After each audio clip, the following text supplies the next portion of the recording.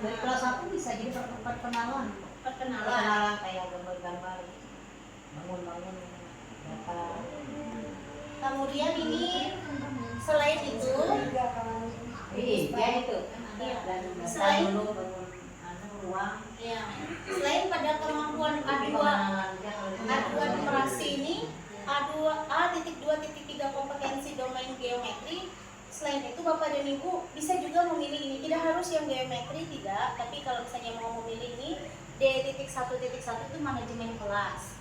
Manajemen kelas di sini adalah rekomendasinya meningkatkan kompetensi manajemen kelas melalui pelatihan dan refleksi untuk mendukung suasana kondusif dalam pembelajaran yang meningkatkan kemampuan numerasi peserta didik. Nah, silakan ini boleh didiskusikan di komunitas belajar, baik di dalam sekolah maupun kalau Bapak dan Ibu punya kombel di luar sekolah, kombel mapelnya masing-masing. Nah, karena ini harus menjadi perhatian kita bersama. Jadi ini untuk numerasi Bapak dan Ibu.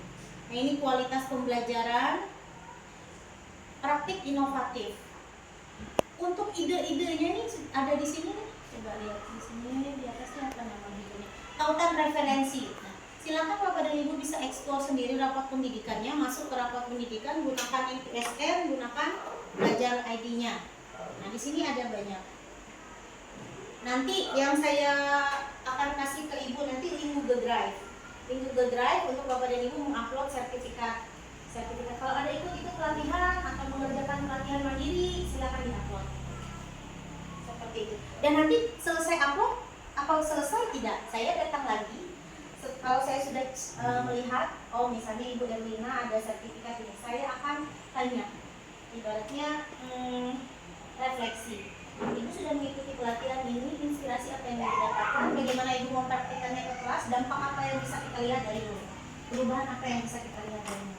Karena pemerintah kan sudah mengeluarkan banyak dana anggaran untuk pendidikan. Saya bilang ya teman-teman, waktu saya masih di SMP 3 itu, mereka bilang, malasnya membuat EPP, malasnya membuat perangkat ajar nih. Gitu. Oke, kita perasaan malas itu, jenuh, lelah itu pasti ada. Tidak mungkin kita sebagai guru berpuluh-puluh tahun mengajar itu selalu semangat. Ada juga saatnya kita capek, pasti. Tapi pemerintah sudah bayar harga, gaji, sertifikasi dan segala macam, tunjangan dan segala macam. Paling tidak adalah kualitas sedikit gitu kita berikan. Saya bilang sedikit sebenarnya. Padahal kalau kita memang mau komitmen, kita mau serius, ada harga, ada kualitas gitu. Jadi itu sih harapan kita.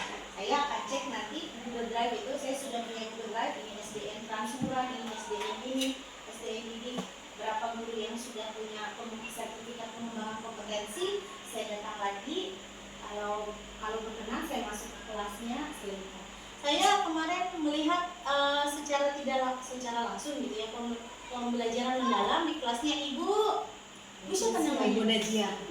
Ibu Nejia Nabi. Ya.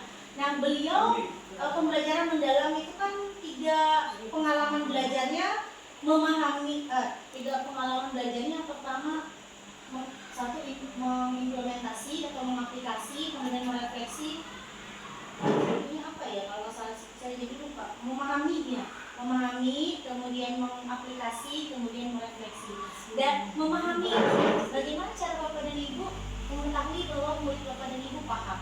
1, dari memberikan pertanyaan pemantik. Misalnya saat musim panas, apa yang bisa dilakukan? Misalnya anak-anak menjawab, menjemur padi. Saat musim panas.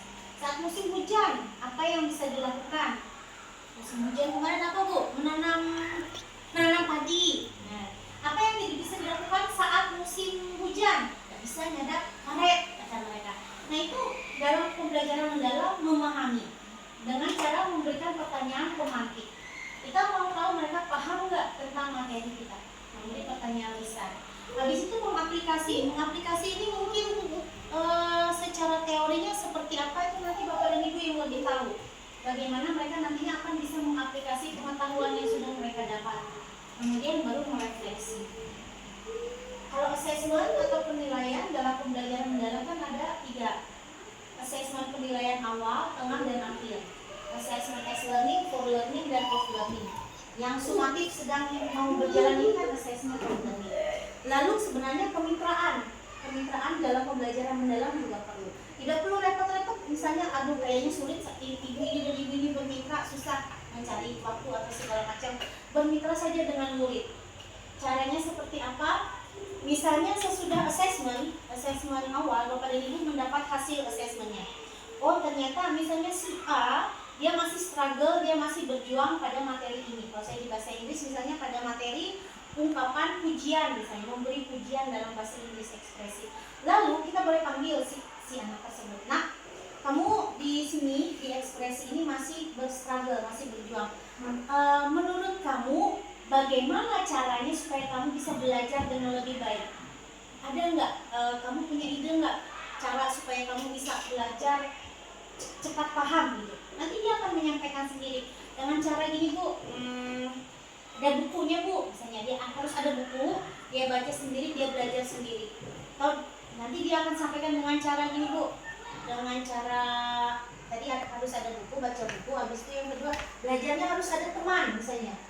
Ada kan yang dia nggak bisa belajar kalau nggak ada teman di samping. Jadi kalau ada teman dia mudah gitu bertanya.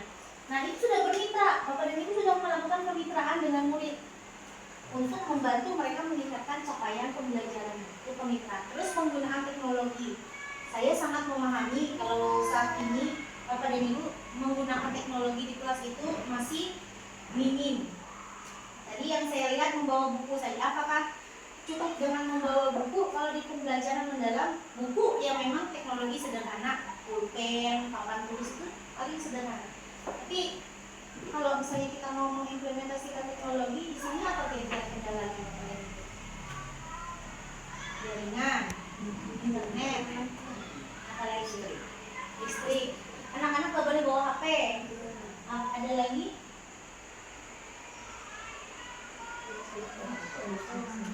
Oke, teknologi paket.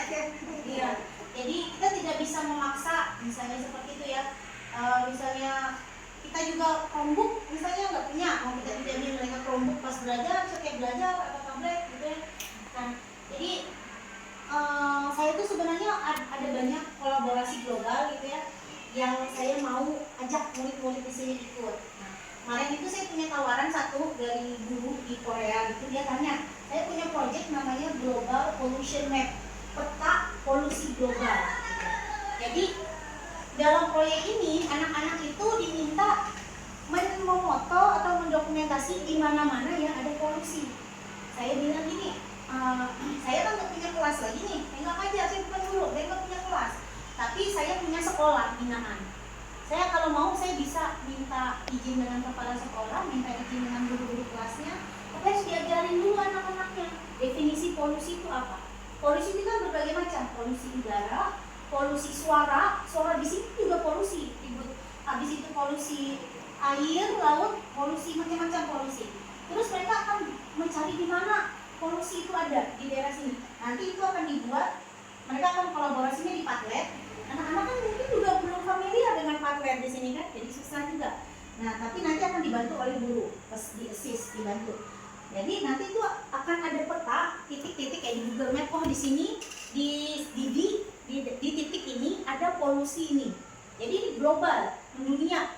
Nah tadi saya bilang kalau seperti itu apa manfaat yang bisa didapatkan oleh murid-murid gitu. Kalau untuk mereka di sana mereka dapat mereka dapat global map. Akhirnya mereka bisa membuat peta global polusi itu bisa terdeteksi di sini. Manfaatnya bagi kita apa? Manfaat bagi murid-murid kita itu yang mau saya kaji. Apa manfaat yang bisa didapat untuk murid misalnya? Kalau dulu kolaborasi yang dulu itu saya dengan guru dari mana itu lupa ya. Itu Korea juga kalau nggak salah. Jadi murid SMP saya dengan guru dari murid SD di Korea itu kerjasamanya di Padlet.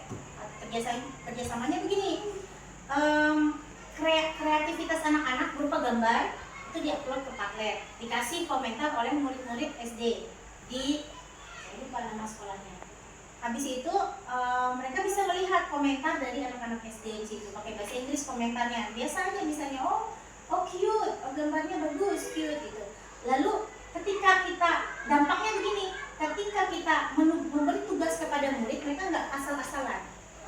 tahu ini bakal diupload, mereka tahu ini bakal dilihat oleh murid lain dari negara lain, mereka bikinnya bagus. Karena mereka ingin tampil bagus gitu. Kemudian ada yang rajin ditambahi pakai segala kata-kata bahasa Korea seperti itu di situ. Nah, jadi kalau saya lihat dampaknya adalah pertama semangat, motivasinya naik. Ketika membuat tugas, mereka tidak lagi asal ngumpul. Kalau kita kasih tugas biasanya gimana? Anak-anak tulis ini, anak-anak rangkum ini, anak gambar ini, selesai. Kita nggak peduli dengan hasilnya, udah. Nah ini ada salah satu contoh gambaran yang saya kebetulan ada di sini yang bagus. Ini pakai bahasa Indonesia ya sebenarnya ini. Si Keisha kelas 7C, sekarang dia kelas 8.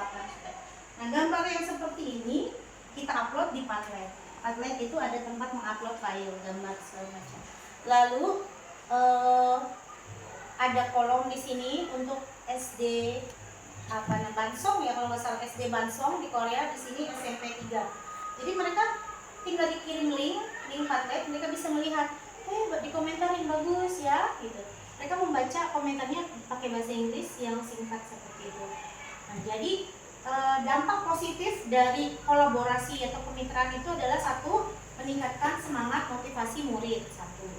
Kemudian yang kedua, punya perspektif yang lain. Punya perspektif misalnya, oh ternyata murid SD itu suka kalau gambarnya seperti ini. Jadi Bapak dan Ibu, saya itu punya banyak sekali proyek kolaborasi global, tapi karena tidak bisa asal-asalan juga, jadi perlu ada effort juga di situ. Nah itu kemitraan dari pembelajaran mendalam. Apakah ada pertanyaan sejauh ini Bapak dan Ibu terkait observasi hari ini?